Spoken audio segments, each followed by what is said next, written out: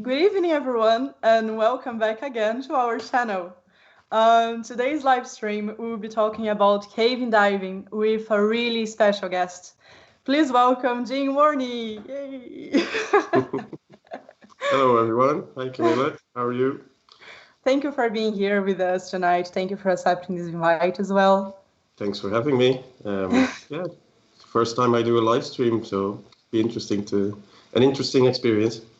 Amazing. I presume everyone is really Be interesting to. interesting about what we're going to say, and everyone will learn a lot tonight. And if you one of you that was are watching tonight with us, just want to leave some question or want to interact with us, you can use either the chat or our Facebook. So we'll be collecting the questions, and then we can have a quick chat after the presentation. Is that okay? So, well, Jim, thank you Yeah, again for being here with no us. problem. And I will leave you, okay? Just Okay. just keep chatting. Is that right? Yeah, that's fine. Great. Yeah. So I get my presentation up here. Um, is it coming?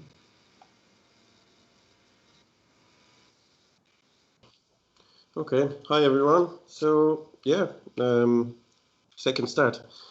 Um, Yeah, when Camilla contacted me and asked me to talk about cave diving, I had a bit of a think about it, and I realized I'll have to talk about a bit of everything. So what I'll talk about today is kind of a mix of everything, because I know there's people from different backgrounds. There's cavers here. There's normal everyday people that are don't cave or don't dive or aren't into the sport yet.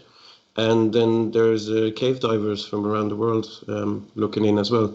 So they probably you probably all expect something different from this talk, but I hope you'll enjoy it. So what I'll start with is my start in cave diving and how I got into this weird hobby or pastime or passion that cave diving is. And I'll show you the path that I took. It's, you know, it's not really, maybe it's very different to what people these days do to get into cave diving, for the fact that it's way more popular and way more normal than back in the day when I started. But yeah, if you see the next slide there, um,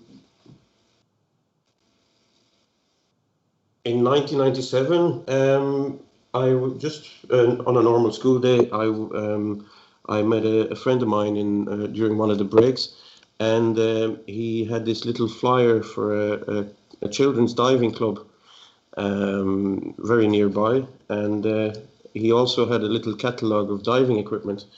And I was quite interested in all the equipment inside and stuff, and so I decided I'd want to try it out for myself. But there was one little detail I forgot. I had to be able to swim to go diving, and I could barely swim.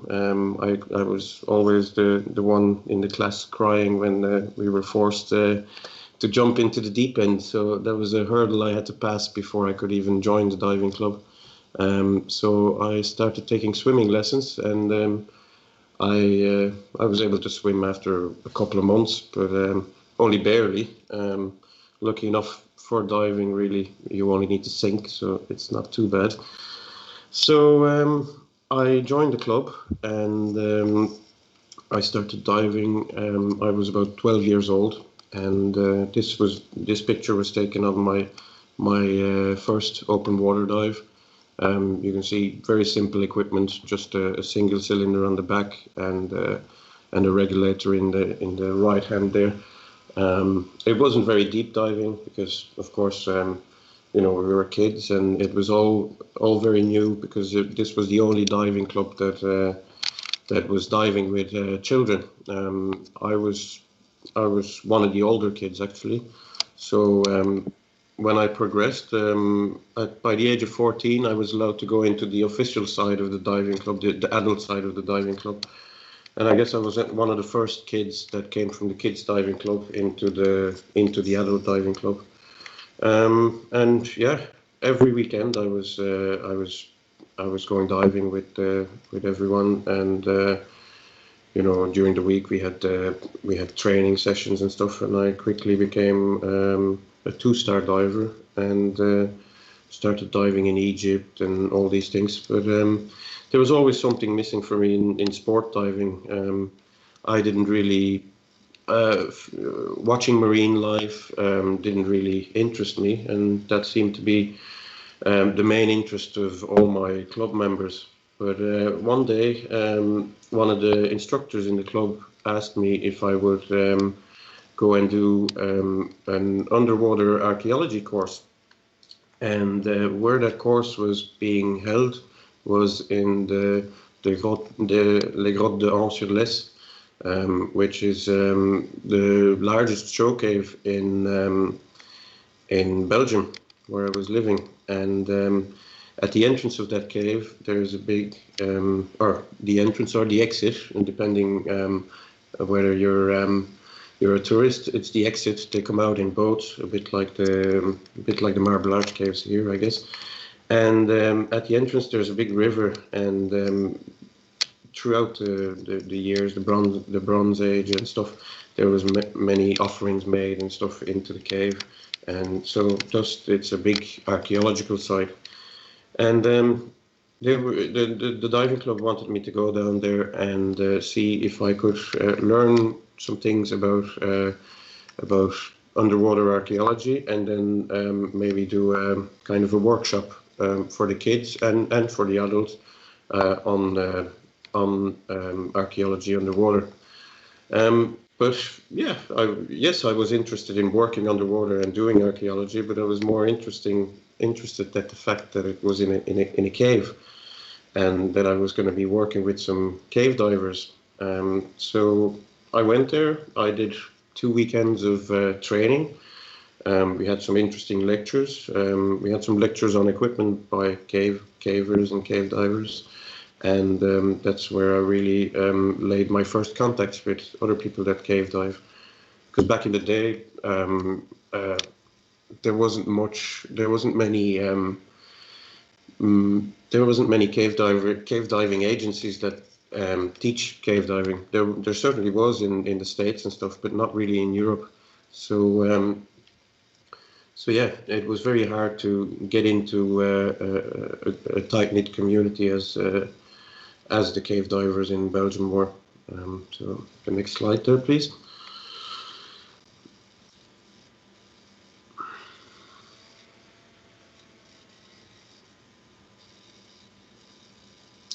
And yeah, so I started reading whatever I could about cave diving, and I stumbled upon this guy, and that definitely got me going, because look at all that equipment, right?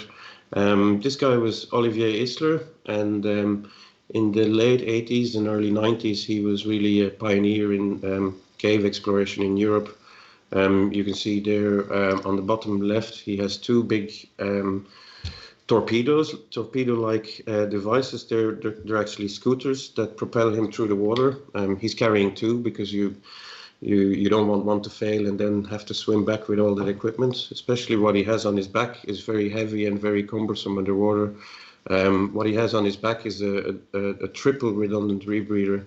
So a normal scuba diver exhales his gas and it makes bubbles, and those bubbles they just vent. They don't, you know. And with this rebreather, these bubbles, you exhale them and they get reused. They get filtered in a filter cartridge, and then oxygen gets replenished in them. There's many different types, and that was, you know, it was very state of the art in the 80s. But this Olivier, he was able to build a device for himself, because they were just not readily available. They were available to the military, but not to the civilian market. But with this device, he was able to stay underwater for hours and hours. So reading his stories and looking at his pictures was really fascinating for me, and really wanted me to get going into cave diving at a very young age. If you go to the next slide. Yeah. And parallel to this, there's another remarkable diver I was reading about is Czech Exley from the States, a Floridian cave diver, a school teacher by day and a cave diver by night. He was really instrumental in developing the basic cave diving techniques that we now know in modern cave diving. On both sides of the Atlantic, there was small groups of cave divers developing techniques and making cave diving safer. But Sheikh Exley was the man that really, it being the US and there being a lot more of them, cave divers, he saw people dying around him due to simple mistakes and in cave diving, i.e. Not having enough backup gas or not having a redundant air supply. So he started compiling all the accident reports and compiled a book, The Blueprint for Survival, Basics of Cave Diving. And that really set the standards for modern day cave diving. And he was also pushing the envelope of deep cave diving and very deep diving. And sadly, he lost his life in Mexico trying to dive close to 300 meters.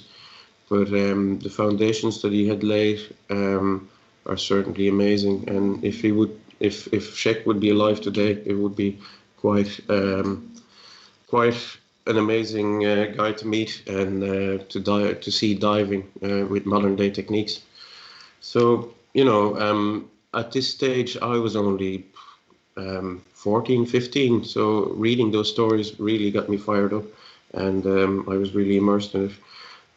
But the diving club that I had joined by them, with all the cave divers in Belgium, they kind of didn't really fancy taking a 15-year-old or 16-year-old cave diving, which is only fair. So they said, okay, you can go diving with us in open water and learn all the techniques and stuff, but you really need to have a driver's license and be 18 years old to be allowed to go cave diving with us. So I didn't really like that rule, but I had to live by it, and I'm looking back at it, I'm very lucky that they really put some brakes on my young cave fever. Next slide there, Paul, please. So yeah, during those years that I wasn't allowed to go cave diving or wasn't ready to go cave diving, I can't see the next slide here, just a minute. Okay. Yeah, okay. Yeah, you can see, as you can see there, the equipment. Yeah, no, I see. Okay, so between 98 and 2000, as I said, I wasn't really allowed to go cave diving, so there was a lot of diving in the quarries and in lakes around Belgium. Yeah, I started diving a double system, 2 cylinders on my back, just to mimic what cave divers were doing. As you can see on the left-hand picture, I have 2 cylinders on my back, so in case one fails, I have another one to fall back on. And then the same with lights and diving computers. You kind of double everything up just to anticipate for a failure in one of your pieces of equipment, which is very important in a cave because you can't really swim up to the surface like in open water. Also, what I started doing was I started building a rebreather. Being from an engineering background or electrical background, actually, I love tinkering with stuff, so I built my own dive lights, and I also built my own rebreather. You can see my first rebreather that I built on the bottom right hand side, and kind of in the middle there. It certainly wasn't a perfect device. I didn't really use it for a long time, but it gave me great insight to rebreathers to start building them. you know, at that time in the early 2000s, rebreathers weren't so common, not in Belgium anyway. So they were slowly becoming more popular in the sport, but they still had a long way to come to become mainstream like they are today. So next slide, please. Yeah, so the next slide, finally, I hit 18 years of age. I get my driver's license, and I'm allowed to go cave diving. So I was really ready to hit it hard. At first, in the middle picture, you can see I'm diving in an underground mine in Belgium. It's a very extensive network of tunnels, and it's beautiful, crystal clear visibility. So it was an ideal site to learn overhead environment, as they say, diving techniques. I had a fair advantage having had all those years of diving in the same equipment setup that is dictated for in cave diving, so I progressed very quickly. A year later, I was on a trip to Italy in the bottom right there, and at the age of 19, I was trimix diving at 100 meters in this particular cave, in 110 meters in this particular cave in Italy. Trimix diving is a form of very deep diving where you change the gas mixtures to accommodate the depth. So for the deeper part, you add helium to your gas mixture, because actually normal compressed air becomes toxic after a certain depth. So you have to replace the gas with an inert gas, which is helium. And then when you come up, you switch to certain percentages of different gases to avoid decompression illness. So it's a very technical form of diving, and you know, it was right down my street in terms of challenge and you know, requirements. And you know, my cave diving was progressing very fast, but it was always about you know, just sport or about scenic stuff. It wasn't until later on when you'll see later in the following slides where it came to have a purpose, or where I was able to bring something back. So next slide there, please. Okay, so around the same, you know, around 2002 to 2001, I was also coming to Ireland for holidays. Basically, when I was a kid, with my parents, we used to come to Ireland every summer, because the summers are so good here in Ireland. We mainly came for a music festival in Milton Malbay called what is it, the Willie Clancy Week, and I wasn't interested in music at all, but my dad was a music nut. But lucky enough, there was a dive centre in Kilkee that was only 20-30 kilometres away from the place. So I started going to this dive centre and just doing normal open water diving with them. And I ended up staying longer than my parents for the summer, actually working in the dive centre and hanging out over there. And to a point that one year I just decided, you know, I had finished school by then, I just decided to move to Ireland. And so I moved to Ireland in 2003 or 2002. And, you know, at that time, I was just starting off work, and wages were good because of the Celtic Tiger here in Ireland. And I suddenly was able to fend for myself and start buying loads of equipment. As you can see on the right there, I had invested in two side mount rebreathers. You can see them both on over either shoulder. I have two rebreather units, and these things would allow me to stay underwater for, you know, multiple hours at a time. And you know, it being a double rebreather system, I was completely safe in just in case one failed. Along with that, I had invested in a diving scooter you see on the bottom left there. So because you can imagine swimming with something huge like this on your back, it's not very efficient. So in the bigger caves, you would use a scooter to propel yourself. But all this diving I was doing was mainly in France. So I was traveling down to France once a year or twice a year with a fellow cave diver that I kind of mentored into the sport here in Ireland. But I didn't really realize how much cave diving I would find in Ireland. I didn't really look into it because, you know, the diving I was doing was all scenic, really, or, you know, not very project based. And so I was perfectly happy with that. But then one day I met a caver and cave diver called Pat Cronin, who was involved in a lot of the exploration in Irish caves, in particular with cave diving. And he gave me a few tips on cave diving in Ireland. And my first cave dive in Ireland was the top left there, was back in 2005, I think, in the green holes in Duel. A beautiful site. Can be quite scary to get into the water. As you can see, this picture was taken inside of a Hell's Kitchen. It's called. The name is quite appropriate because this is actually it's kind of like a blowhole. The Atlantic Ocean batters against the cliffs and then blows up in this when the sea is too rough to dive. But it's one of the entrances we use to get into the green holes in Duel. So yeah, care is needed when you put yourself in the water there, and yeah, you have to watch the sea state before you even attempt going near the place. Next slide, please.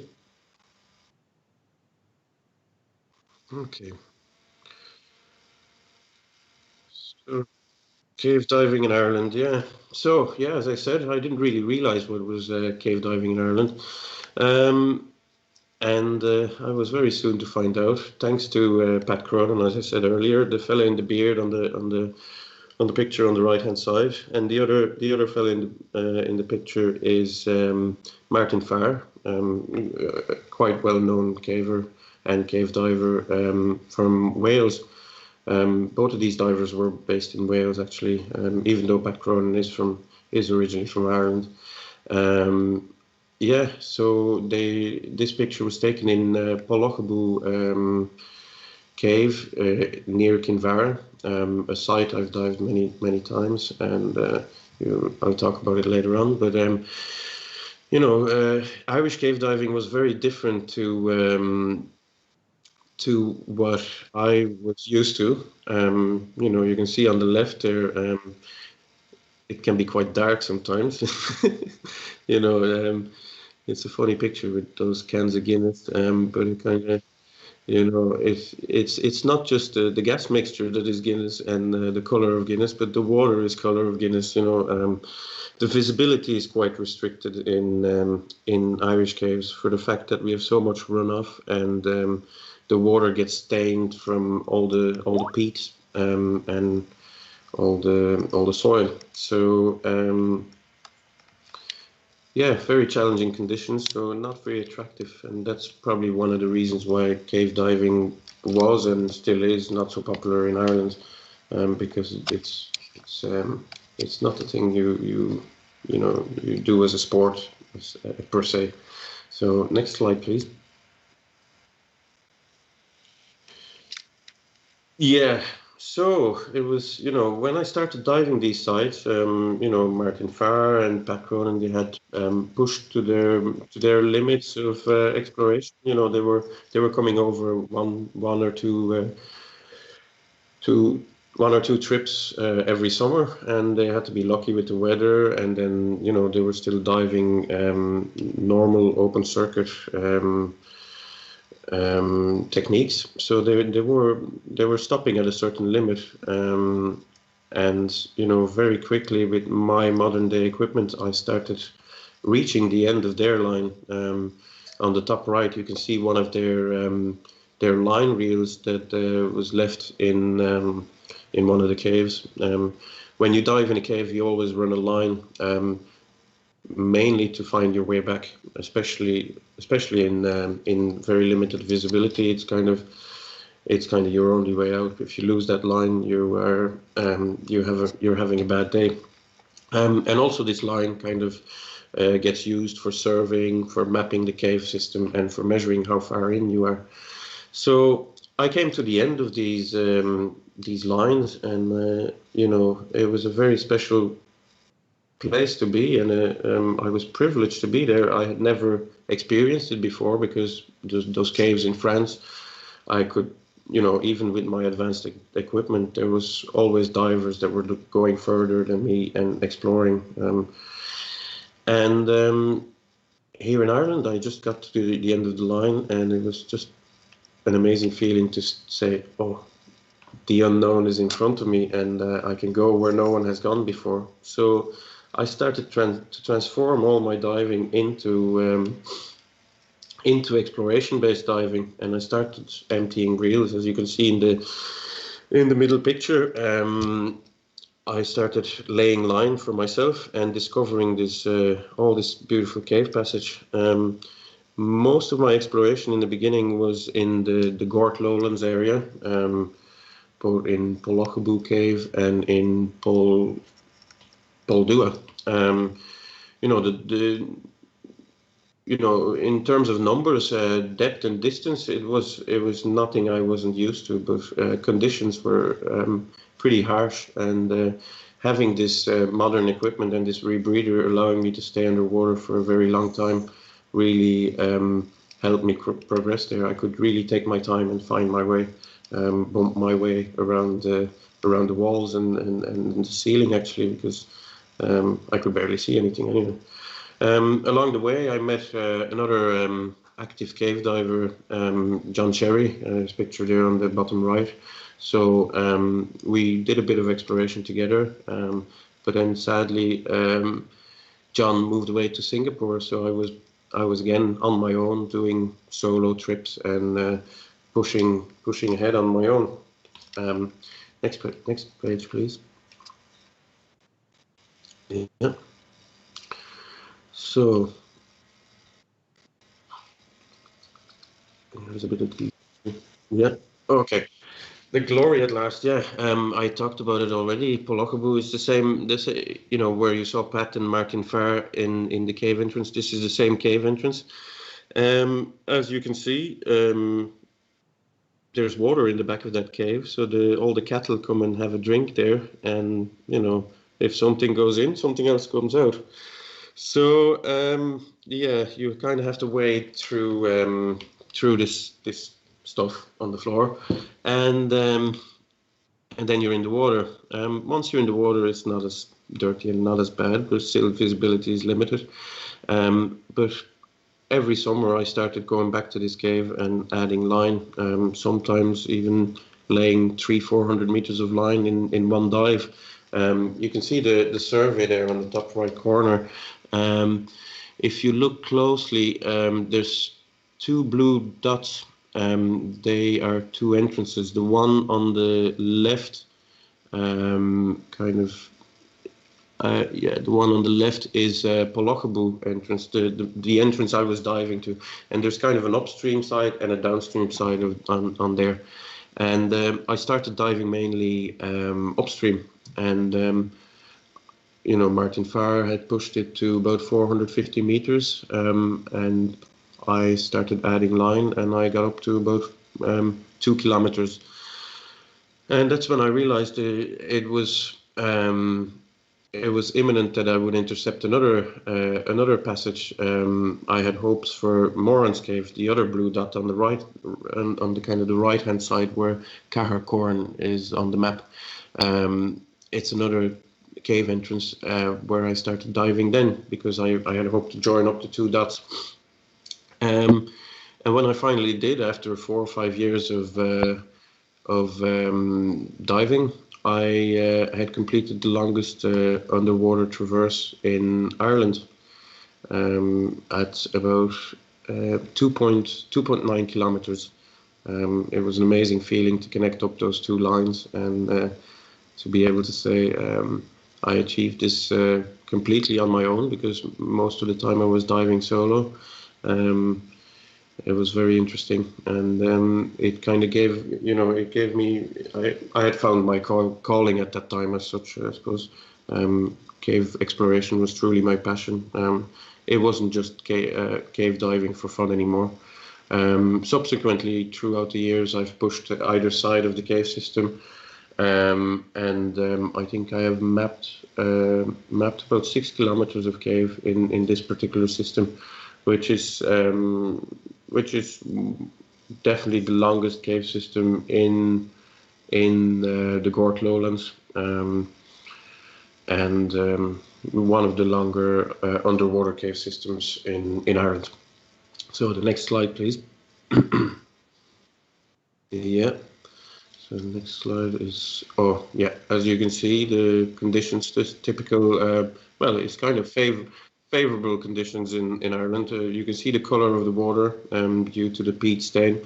You know, in this picture, I can still see my hand in front of my face when I stretch my arm out, but a lot of instances you don't, and you can imagine finding your way is quite tedious in that stuff. So that's where the guideline is very important, and the rebreather with virtually unlimited gas supplies is really comes into its own, because of the amount of time you can take to find a way on, and to really work on compass bearings to find your way. So next slide, please. Yeah, so I have, I was quite active on one of the diving forums. There was a technical diving forum. It no longer exists anymore. Technicaldiving.ie, and I had seen these posts starting to pop up of a Polish diver called Artur Kozlowski, starting to cave dive. He was only starting off cave diving.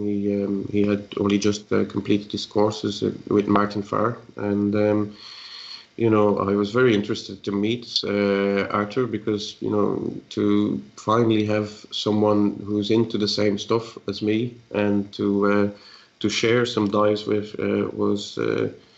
was an exciting prospect. So I joined up with Artur, and we started diving together, and we explored quite a bit.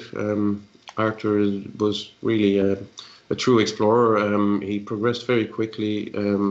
I kind of helped him out and mentored him with the use of rebreathers and extended range cave diving techniques, and he very quickly became into a fearless cave explorer. I'm sure, no doubt, many of you involved with the SUI or with Irish caving have met him and have seen his exploits. It was quite amazing. He was quite an amazing diver. Next slide, please. Yeah, so for me, after that very intense period with Artur exploring,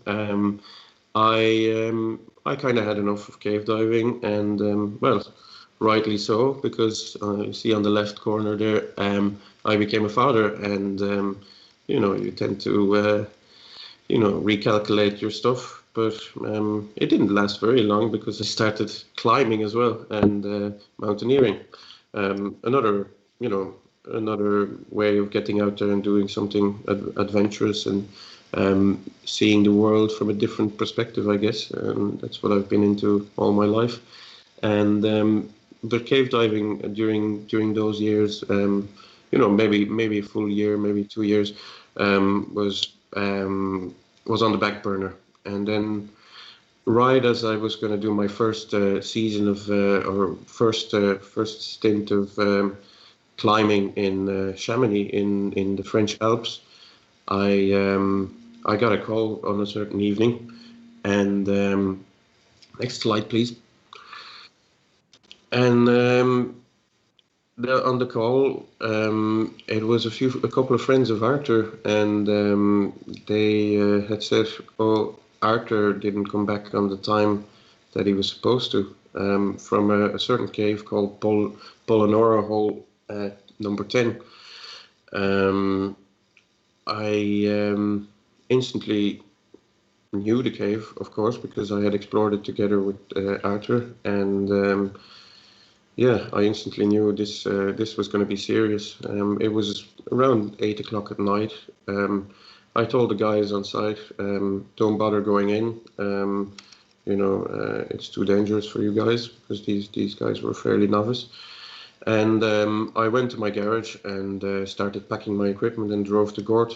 I did a dive that evening, and I didn't find any trace of Arthur. I went about halfway down the cave passage to about 400 meters, 37 odd meters deep. I found some of his staged equipment untouched, so I knew he was deeper in the cave system, and I also knew that there was no chance that he would come out of this cave alive.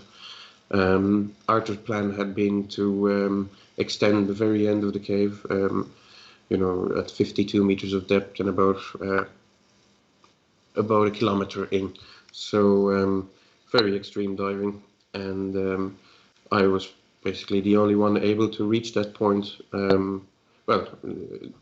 Apart from Arthur, I was the only one able to reach that point. So the following day, after my first search dive, I, with the help of the cave rescue organization and the help of some cave diving friends, I was able to dive to the end of the cave and locate Arthur's body.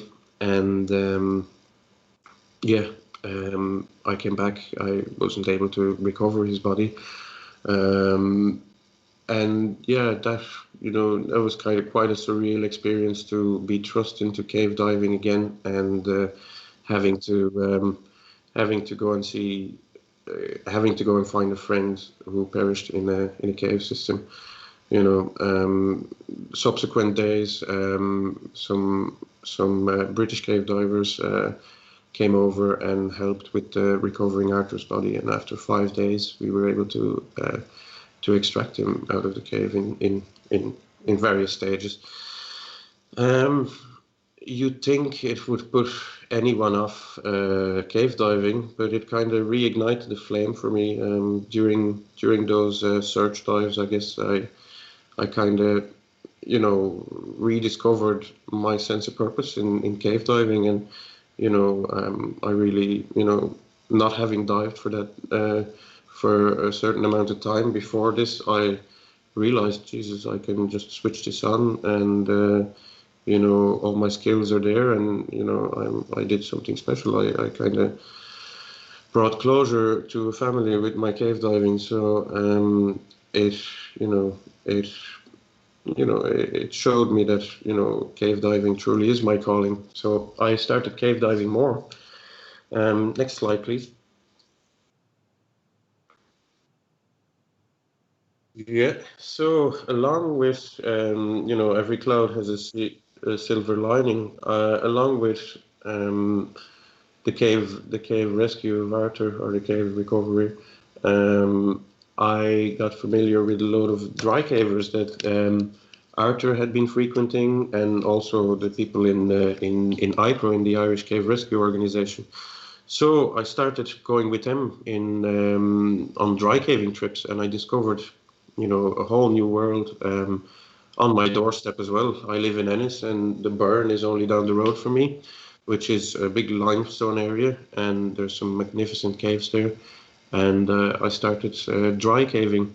It was perfect to go dry caving during the winter more than cave diving, because cave diving, there was no conditions for cave diving. And then cave diving in the summer, and sometimes even combining them. I picked up the exploration of Fergus River Cave, where you have to dry cave and crawl for about a kilometer, and then the diving starts. And I started progressing further in that cave system. Dragging equipment hours on end. To try and reach the end of Fergus River Cave. 2 years ago I reached some tree, and I dove some tree, but I still haven't I still haven't reached the end of Arthur's exploration, so I look forward to getting back into there. If there's any volunteers for carrying diving equipment, that's always welcome. And with my dry caving, I started making pictures as well. And then, you know, I started doing a bit of cave photography, and you see those pictures here. They represent some of my nicer pictures and some of the finer sites you can see in the dry caves of the Burn in County Clare. So, next page, please. Cliff Cave, yeah. So I don't even remember the date, but I got contacted by Miha Marek, who's also a caver and a cave diver back in the day, and he had found a cave entrance in Fanor in the sea, while diving in the sea, just pottering around really, and he stumbled on this cave entrance, and he slowly pushed into it, and he realized really that it became a substantial tunnel, and also that it was a freshwater resurgence, something people had been looking for in the area for quite a long time, because if you look on the left, you can see kind of a survey of a line survey of the cave system, and you can see the various shelves of in the rock, and on top of that mountain and behind that mountain, there's a lot of dry caves that were freshwater sinks. So obviously now, finally, after all those years, people know where some of that fresh water goes, and people had seen brown patches of water during very high rain periods in the sea, but nobody has ever managed to locate this entrance. So over a series of a couple of dives, I joined Michał. Michał was out in front. I was in the back surveying, and then when I had finished surveying, I would add another bit of line and then survey back out again. And we managed to explore about 1 kilometer of cave passage very quickly, and we surfaced into a streamway. And then a year later, we staged a dry tube with some food supplies and dry caving equipment to explore that dry section. And so after 1 kilometer of diving, we started dry caving, and we added another 700 meters of dry cave to a low bedding plane. That's where the current limit of exploration is. It's a very interesting cave system to dive in, but it's quite a challenge as well, because as you can imagine, the Atlantic Ocean is quite rough at times. So you need perfect sea conditions to even access the cave system, because the actual cave entrance is located under a 20-meter high cliff.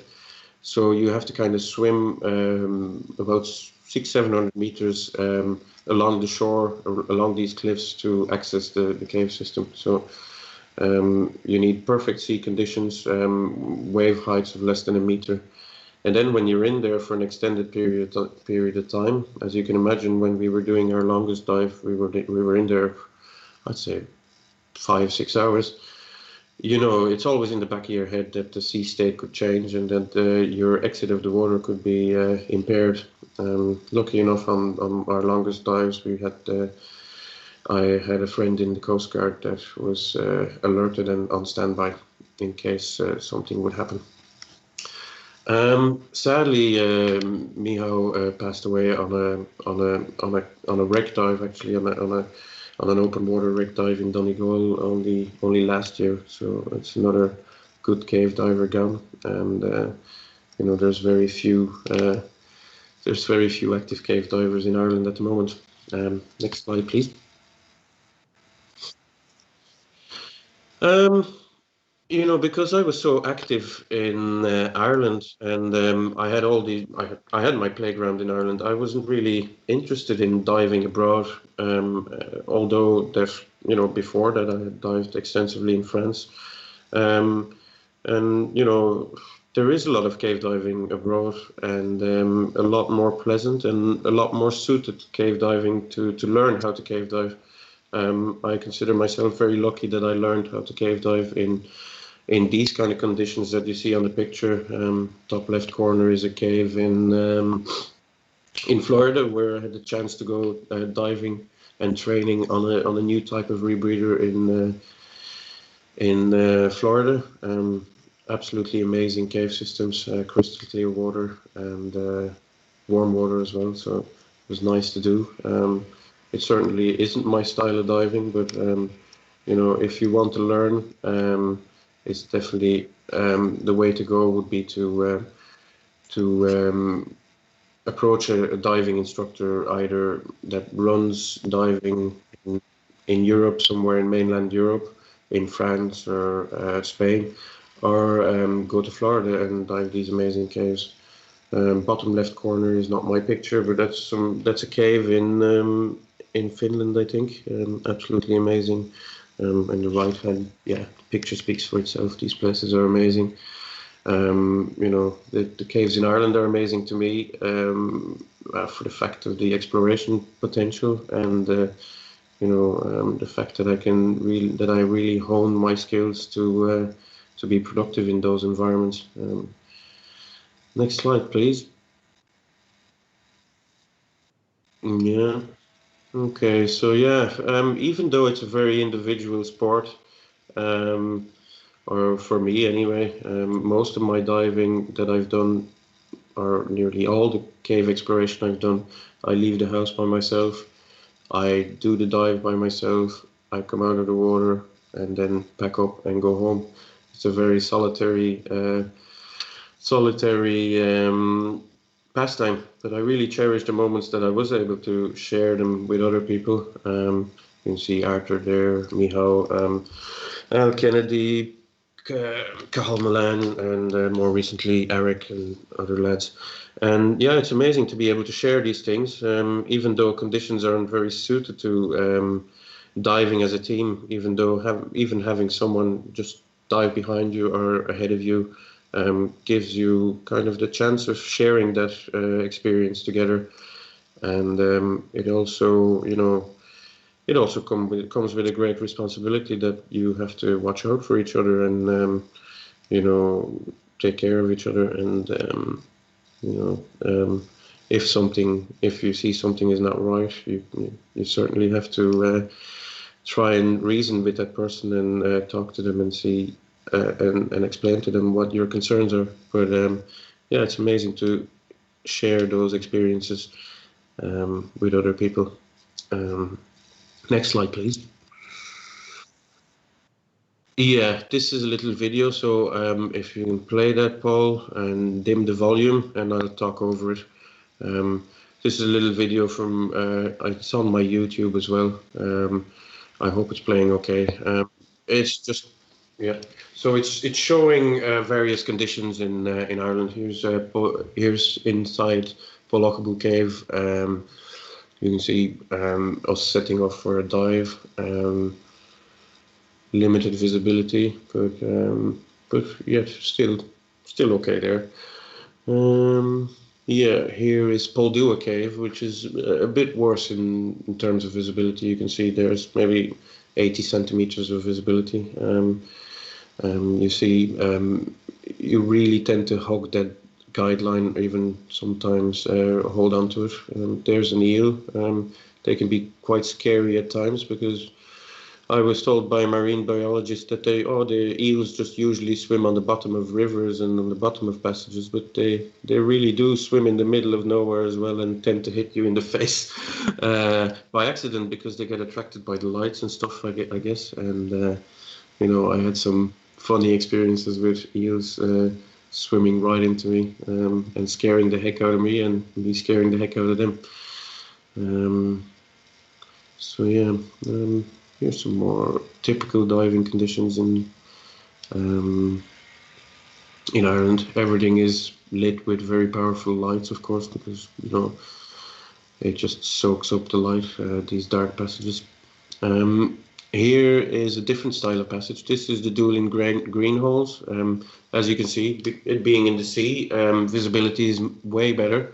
It's on par with the more European dive sites or Florida dive sites. So it's quite a pleasant change to dive in these conditions. But even though the water is salty and don't really fancy salty water too much, but it's something I have to put up with, I guess. It's a small complaint.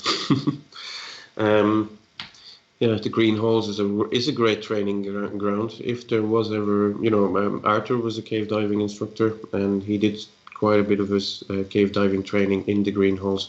It's a perfect site to learn how to cave dive. This is actually some video I shot for a movie project I was involved in. Here's Cahill diving, actually. It's also in the Duel in green holes, and this footage has been used in the film called The Cave, about my experience on the Thai cave rescue. Here is Polna Capel Cave, a very long cave system as well in Gort. 1.6 kilometers and 72 meters deep, and it's still wide open. The tunnels are, as you can drive a bus through these tunnels, so you can imagine trying to find your way in the limited visibility is quite a challenge. Here is B River Sink. As you can see, a lot of debris being washed into the cave, which poses quite a hazard for getting tangled in all this debris. Quite challenging, some of the most challenging conditions in Ireland. And that's it for me. That's the video done. I hope you enjoyed the talk, and if there's any questions, I'm sure Camilla will join in, and we could answer some of those questions that you might have.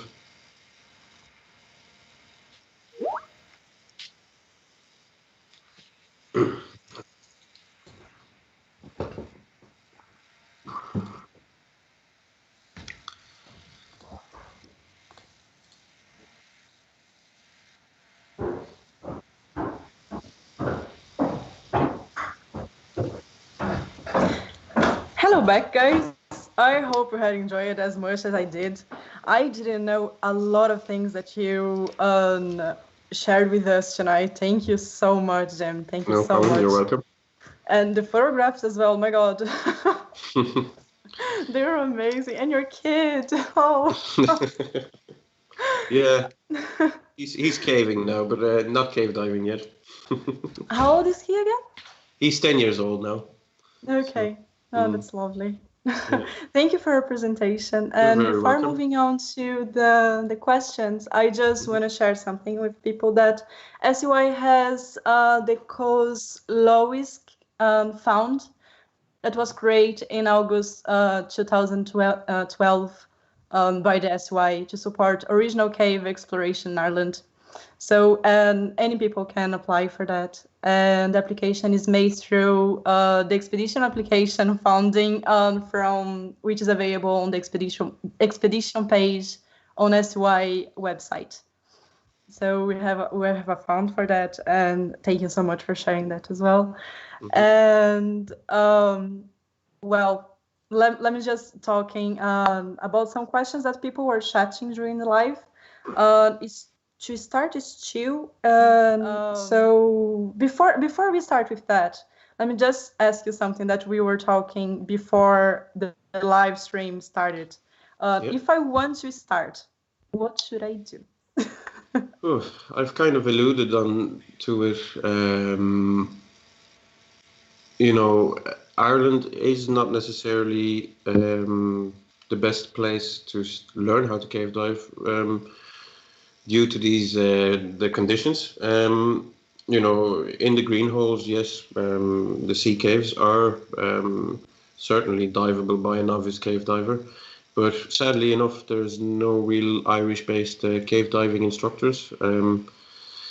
So I'd recommend, first of all, to become a cave diver, you need to become a proficient, self-sufficient diver. And that already goes beyond just being a sport diver. So that means, like when I was young, when I wasn't allowed to go cave diving, to start using equipment to extend your capability underwater and to have redundant equipment underwater. So you can start doing technical diving courses, as they're called now. Back in the day, that wasn't available, but now it is. So I suppose obviously start with a normal diving or sport diving course if that's for you. Then start looking into technical diving courses, and after that, maybe start doing a cave course in France and bring those skills back to Ireland, and then slowly progress into Irish caves. And yeah, I'd be more than happy to help someone and mentor someone into the Irish cave diving scene. I'm not an instructor, but I've benefited from mentoring very, very much so, because I never had any formal training. And I think that's very important for cave diving, especially in Ireland. And for the cavers among us, I suppose they have a head start, because, cavers are used to hardship and sometimes very aquatic dry caves. So, it certainly makes them more comfortable in a cave environment. But still, they need to be very comfortable under the water, first in open water, and then adapt their techniques and learn the skills that are required for cave diving. That's a really great answer. Thank you. It's a long one, yeah. It's, I wish I could say, oh, yes, you can just come to my house and I'll teach you in an hour and off we go. But, it's taken me 10 years to even go underground. And then, and I'm at it for nearly 20 years now or more. And I still learn every day, and I still push, there's still limits that I can push further. And learn how to do that safely, of course. Taking this answer and the question to the next one, what do you say for a newbie? What do I say? Usually slow down. When I was in my teens and when I was being held back by other divers, I really, I didn't really appreciate it. I only came to appreciate it afterwards. And, when I learned my skills and stuff, because the fact that it was all mentoring, it was kind of, those people that I was learning my skills with were like family, really. They were my club members. I was meeting them once, twice a week, 3 times a week. And we were going on trips together. So it was a tight bond, and they truly cared about me. And that's why they were slowing me down. And, I was really very keen to hit it hard and to start pushing my limits, as you are as a young person. But, these days now, with more formal training as such, it's quite scary sometimes to see people just go and do a course for a week and then they are cave divers. And, to those newbie cave divers, I tend to say slow down. It's not because you have a plastic card that you are a cave diver. You might be qualified. You might even be, in some cases, more qualified than me, because I don't have those plastic cards. But it's all about building your experience slowly and really progressing by pushing your own comfort zone limits, and always having that mindset of the cave is going to be there tomorrow. It's been there for 1,000 years. Well, why won't it be there tomorrow? You can always come back tomorrow. If the day that you can't come back tomorrow, that's when you have a bad day in a cave. And having seen the worst results of cave diving, maybe it's a natural reaction, and I think that's something that was instilled in me those early days, is to hold on, take it easy, and stall the digger, as they say, and take your time, pace yourself. There's no reason to push it too hard. I have my limits sometimes, and the greatest diver is the diver that can say, "Oh, it's not my day today," or "This is not for me. I'm just turning back, and I'll come back another day," or "I'll never come back."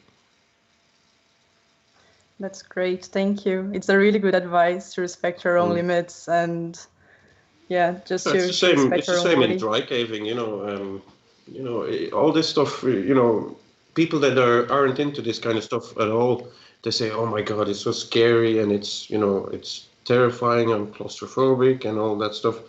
I think it's the very sense of human evolution is to push your boundaries.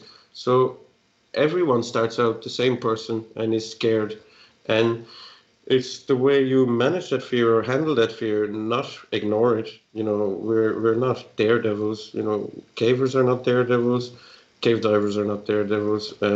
We don't do things uncalculated. We really calculate the risk, and we slowly, step by step, while mitigating that risk, push our limits further. Yeah. Yeah, and learning every day. And learning every day. If you stop learning, then yeah. There was some questions in the chat right beside the live stream, and they were talking about prices, actually, price of the material. So the first question that appeared was, how much do Rebreather cost? Ooh, quite a lot, actually. It's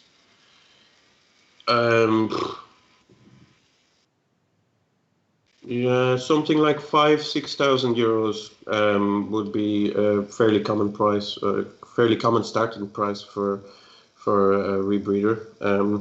They can be made. Not that I recommend anyone just to go and try and build one with by learning from the internet, just as I did. But it's another way of they can be made. But even making them it costs quite a bit of money, and to make something durable takes years of practice in diving them and also in manufacturing. I have a garage full of all bits of diving gear that I cobble together and build my stuff with. But so it's quite a substantial investment, but it's certainly not something that you should consider in the first years of your diving career, let alone first 10 years of your diving career, as far as I'm concerned anyway, because these devices come with a whole set of new risks that normal diving techniques don't have, because you're bringing electronics underwater. It's basically you're breathing out of a bag and a bunch of hoses and a filter, so there's a lot more bits and pieces involved than just a cylinder on your back or 2 cylinders and a regulator. So it's a very highly technical piece of equipment, even though they can look quite simple at times. It's not an investment you take lightly, or you only make when it's really necessary. And new tools and materials came with new responsibilities. That's it, yeah. Yeah, and they were talking as well about survey underwater, and how do you do it usually? Yeah, because I'm on my own. Actually, maybe I can just. We'll take a little trip to my garage. It's in a bit of a mess. Even though we've been quarantined, in the last few days I've done a few projects, and it's gone a bit messy. I hope the Wi-Fi should be okay. So what do we have here? Is it sharp enough? There's a load of tanks here and stuff, but surveying. I'll just get the gear and then we'll go back to it. Yay, cool. Okay, just a second. Hook. Yeah. And here. Grand. Yeah, I'm coming back. Oops. And so I have a few bits for surveying underwater. You kind of, everybody can see me, yeah? So we run this guideline. So we have tags on them or knots in certain intervals, usually every 5 meters, and with that we can find out the distance of the how far we're in the cave. So then we can write on our slate the distance, and then we use a compass to take the bearing of that leg of the survey. So basically, like in cave surveying, you have different legs that go around the corners and go around the cave. Basically, what we do with our dive line anyway is to belay them along the cave in straight lines, avoiding lower sections in the corners and stuff. So that's why we use guideline, and then we survey that as well to create a stick diagram. We write it on waterproof paper. We write the bearing, the depth, and the distance, and certain comments on it. We've just mounted on a bit of a slate, so with a compass. Quite recently, I was testing this compass. It's not very great. It might be good for normal cave surveying, but underwater, it's not very performant. And actually, recently I've started during quarantine. I learned how to program electronic microcontrollers, and I started building an electronic device to do all this just by running it along the guideline. But hopefully next year I'll have something built. It's available on the market as well, but it's quite expensive. So then we can do another live stream. Yeah, maybe. So surveying, it's very, very challenging in Irish caves. So, a lot of cave explorers or cave divers say, "Oh, you have to survey as you go," but it's close to impossible in Ireland, because you're so consumed by the task of exploring a passage, and then having to survey on the way back. It just gets too much. So I tend to explore and push, and then survey on subsequent dives. Sadly, I've been a bit lazy with that, and during the years I pushed and then didn't bother surveying anymore. So I still have a long list of caves to go back to and survey. But yeah, I'll hopefully get to them, and maybe with this electronic device it'll be a lot quicker and more efficient. Hopefully. Mm-hmm.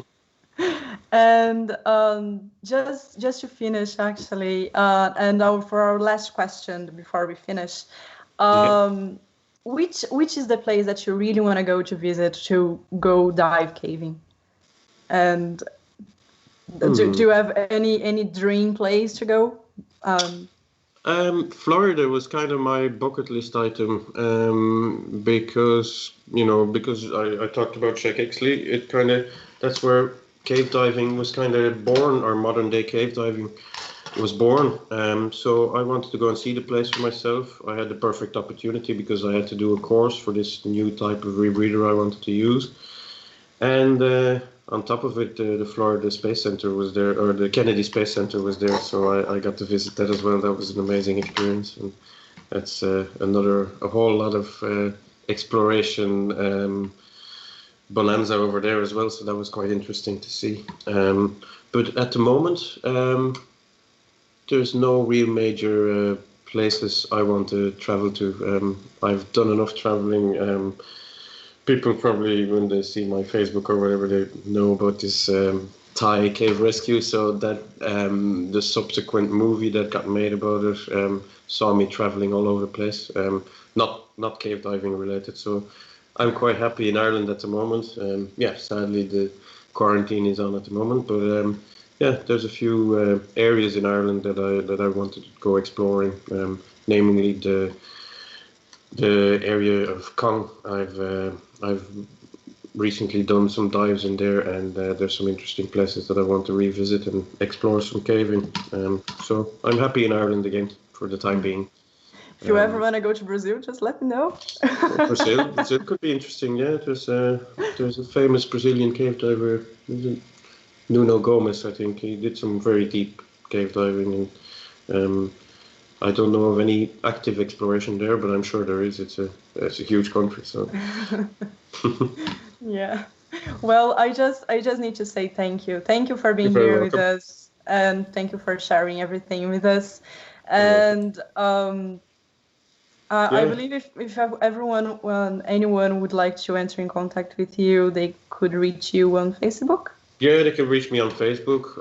I also have a bit of a YouTube channel. There's I did a few uploads recently, but I've built a new camera setup during quarantine, so hopefully I'll be able to produce lots of little fun videos. So go and check it out. It's just Jim Warny on YouTube as well. So yeah, if anyone has questions or wants to see what Irish cave diving is like, just feel free to contact me. That's brilliant. Thank you. We will let the link of your channel down below on the description of this live stream as well, so it makes life easier. Perfect. Thanks. Thank you, and thank you, Paul. Yep. Thanks, thank you so much for setting this up and for doing everything as well. No problem. Well, for next week, I'll see you guys again, hopefully, and we'll be talking about survey. And I just need to say thank you one more time for everyone who's watching with us. And this live stream will be saved as well. So if you want to do any more questions, just leave down below here or enter in contact with Jim personally. Okay. Thank you so much, everyone. Thank you. And I'll see you soon. See you. Bye. Bye. Bye.